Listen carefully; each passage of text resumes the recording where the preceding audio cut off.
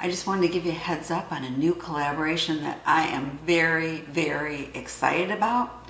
It is called the Shelf Stable Pantry Recipe Collaboration. That's right.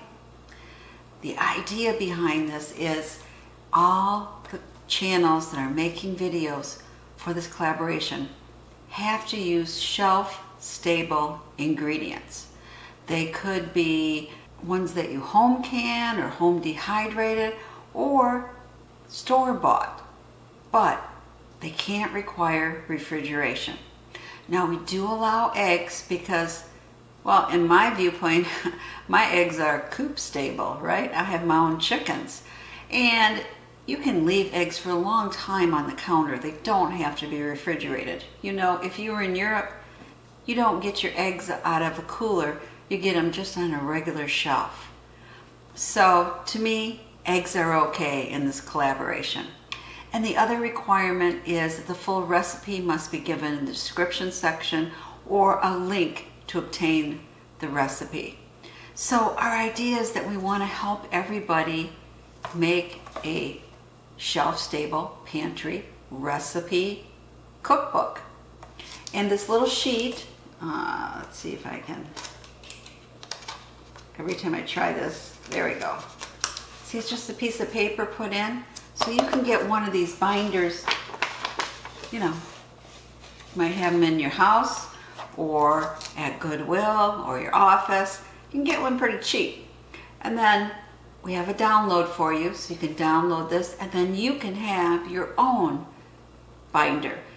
And on the first Tuesday of every month when we post our recipes, print out the ones you like and put them here in your binder.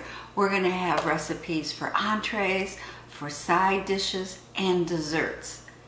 It is really a great, great collaboration. So I hope you join us for the first Tuesday next week Shelf Stable Pantry Recipe Collaboration. And all the participating channels links are listed down below.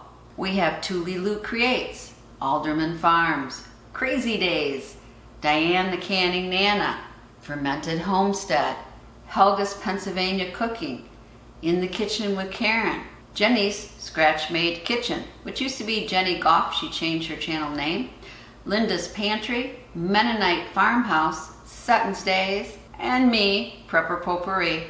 And I'm really excited about my first recipe. It's really great and you can make a lot of different variations. And the whole idea behind this is to make recipes that you don't have to run out to the grocery store for. These are staples you probably already have on your shelves.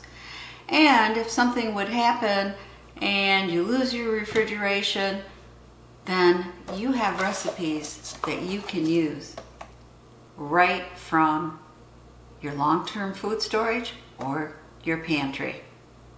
So I'm really excited. I think you're gonna love the recipes and I'd love to hear from you down below. Do you have a favorite shelf-stable recipe? If so, post it.